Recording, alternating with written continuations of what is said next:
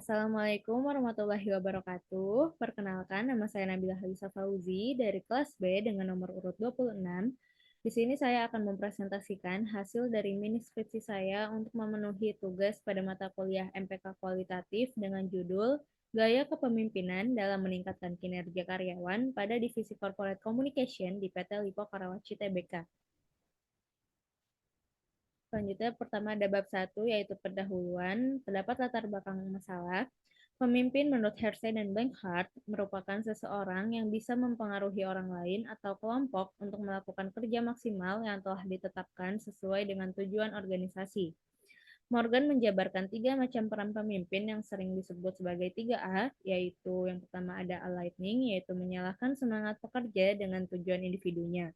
Lalu yang kedua ada aligning, yaitu menggabungkan tujuan individu dengan tujuan organisasi sehingga setiap orang menuju ke arah yang sama. Lalu yang ketiga ada allowing, yaitu memberikan keleluasaan pada pekerja untuk menantang dan mengubah cara mereka bekerja. Sebuah organisasi atau perusahaan tentunya akan berjalan baik jika memiliki seorang pemimpin yang mempunyai keahlian dalam bidangnya dan keterampilan yang berbeda, seperti keterampilan teknis, manusiawi, dan konseptual. Lalu tentunya juga terdapat fungsi pokok seorang pemimpin dalam manajemen organisasi. Antara lain yang pertama adalah planning atau perencanaan, yaitu penetapan tujuan serta prioritas dan serangkaian kegiatan untuk mencapai masa depan organisasi. Yang kedua adalah organizing atau pengorganisasian, yaitu proses pembagian kerja melihat bahwa ada unsur-unsur yang saling berhubungan, yaitu sekelompok orang atau individu, ada kerjasama, dan ada tujuan tertentu yang telah ditetapkan. Lalu yang ketiga ada leading atau kepemimpinan, yaitu implementasi aransemen yang sudah disusun pemimpin melalui dukungan orang lain. Lalu yang keempat ada controlling atau pengawasan, yaitu proses untuk menjamin bahwa tujuan organisasi dan manajemen dapat tercapai. PT Lipo Karawaci Tbk merupakan perusahaan yang bergerak di bidang jasa, di mana jasa juga merupakan refleksi dari kepercayaan.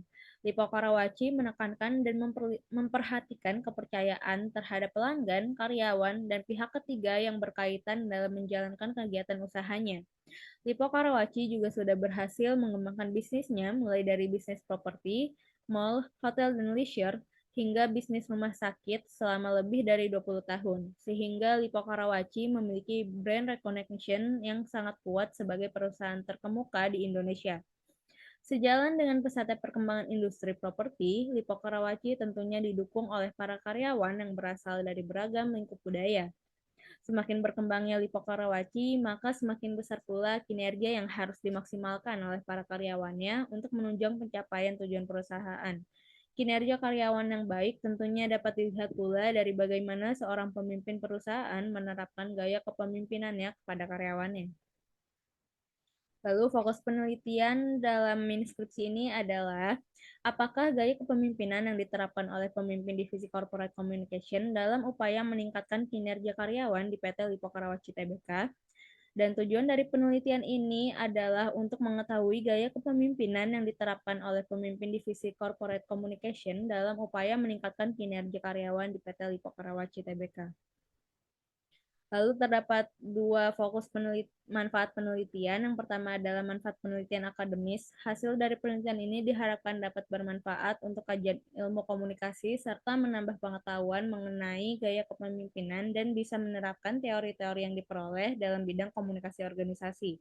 Lalu manfaat selanjutnya yaitu manfaat penelitian praktis, di mana hasil dari penelitian ini diharapkan dapat bermanfaat untuk para praktisi ilmu komunikasi. Lalu selanjutnya terdapat bab 2 yaitu landasan teori. Yang pertama ada komunikasi organisasi.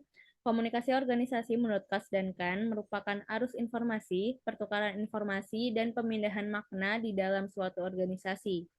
Tujuan komunikasi organisasi adalah untuk menguatkan tugas dasar organisasi, menyebarluaskan pengetahuan, serta informasi mengenai perubahan yang terjadi dalam tujuan dan strategi, serta menjaga keterhubungan satu sama lain dalam minat dan membangkitkan semangat kelompok dalam organisasi. Selain itu, pesan, informasi, ide, dan gagasan yang disampaikan kepada seluruh karyawan sehingga terarah dan mempersiapkan kepada proses pengambilan keputusan yang lebih baik. Lalu selanjutnya ada gaya kepemimpinan. Gaya kepemimpinan merupakan suatu cara pemimpin untuk mempengaruhi bawahannya agar ingin bekerja sama dan bekerja produktif dalam mencapai tujuan organisasi. Gaya kepemimpinan menurut Davis dan Newstrom merupakan suatu perwujudan dari tingkah laku seorang pemimpin yang menyangkut kemampuannya dalam memimpin. Perwujudan tersebut biasanya membentuk suatu pola atau bentuk tertentu. Lalu terdapat macam-macam gaya kepemimpinan, antara lain yang pertama adalah kepemimpinan demokratis, yaitu kepemimpinan yang bisa mewadahi semua kepentingan orang yang dipimpin sehingga mereka merasa keinginannya dapat ditampung oleh pemimpinnya. Yang kedua adalah kepemimpinan karismatik, yaitu kepemimpinan yang disegani karena ketokohan dan perilakunya sehingga dapat memberikan perintah dan contoh kepada orang yang dipimpinnya. Lalu yang ketiga ada kepemimpinan otoriter, yaitu kepemimpinan yang semua keinginan dan perintahnya harus dipenuhi tanpa memahami kepentingan orang yang dipimpin. Lalu yang keempat ada kepemimpinan militer, yaitu kepemimpinan yang memerintah bawahannya dan orang tersebut wajib melaksanakan perintah atasannya atas dasar asas komando. Yang kelima adalah kepemimpinan paternalistis, yaitu kepemimpinan yang tumbuh karena kemampuan memberi contoh dan teladan bagi orang dalam organisasi tersebut. Yang terakhir adalah kepemimpinan birokratis, yaitu kepemimpinan yang terbentuk karena hierarki kepangkatan dan jabatan dalam organisasi. Pangkat yang lebih tinggi dapat memerintah pangkat yang ada di bawahnya. Lalu selanjutnya ada kinerja karyawan. Kinerja karyawan yaitu gambaran hasil kerja yang dapat berupa pencapaian pelaksanaan kegiatan yang didapat oleh karyawan baik secara mandiri maupun kelompok sesuai dengan aturan, wewenang, serta etika dan moral. Indikator yang digunakan untuk mengukur kinerja karyawan antara lain adalah kualitas pekerjaan, yaitu tingkat sejauh apa proses atau hasil pelaksanaan kegiatan, apakah mendekati kesempurnaan atau mendekati tujuan yang diharapkan.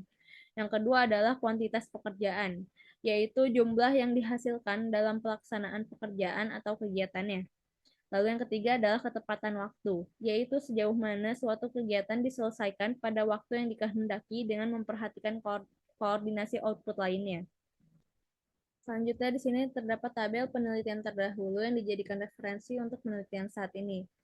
Yang pertama adalah penelitian dengan judul Gaya Kepemimpinan Demokratis dalam memotivasi kinerja karyawan yang dilakukan oleh Ninik Mega Pratiwi dan Leonard Ardi Manafe. Penelitian ini dilakukan pada tahun 2022 dan perbedaan dengan penelitian saat ini adalah jumlah informan penelitian. Lalu selanjutnya adalah analisis gaya kepemimpinan dalam upaya meningkatkan kinerja karyawan bagian sales modern trade PT Pinus Merah Abadi cabang Sidoarjo.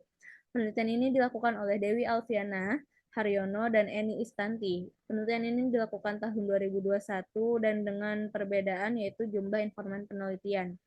Penelitian selanjutnya yaitu analisis gaya kepemimpinan dalam meningkatkan efektivitas kinerja karyawan pada PT Nusa 5 Kelola Sarana Tangerang Selatan yang dilakukan oleh Bahtiar Arifuddin Hussein, Indra Novendri, Denok Sunarsi, dan Sutrisno. Penelitian ini dilakukan pada tahun 2022 dengan perbedaan jumlah informan penelitian.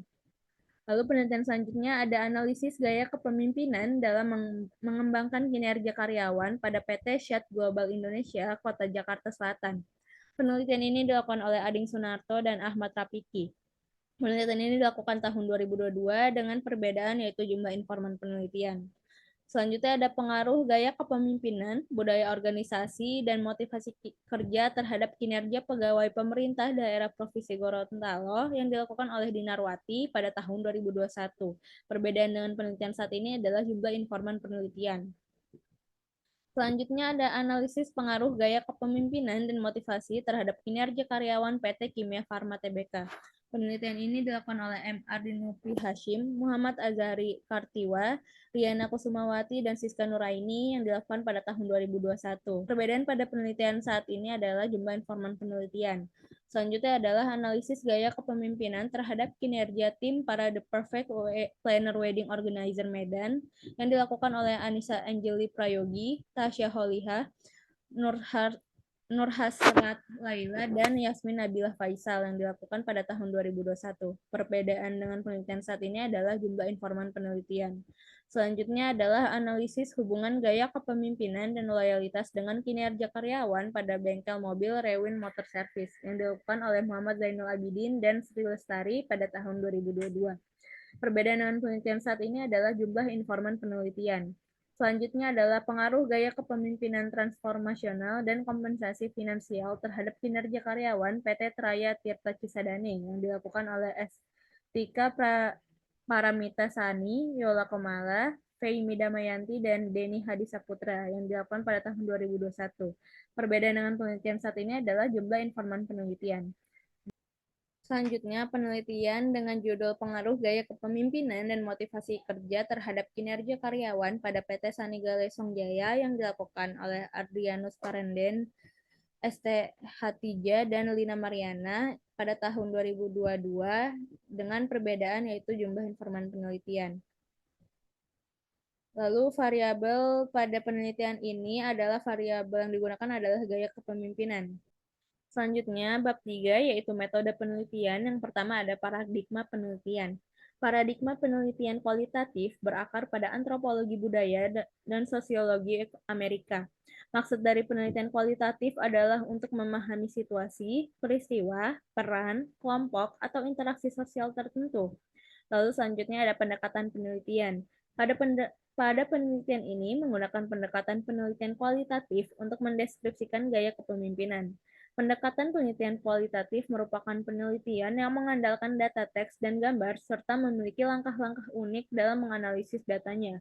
Penelitian kualitatif merupakan proses penelitian untuk memahami masalah sosial berdasarkan pada penciptaan gambaran holistik lengkap yang dibentuk dengan kata-kata, melaporkan pandangan informan dengan rinci dan disusun menjadi sebuah latar ilmiah, dan yang menjadi instrumen atau alat penelitian merupakan peneliti itu sendiri. Lalu selanjutnya ada metode penelitian.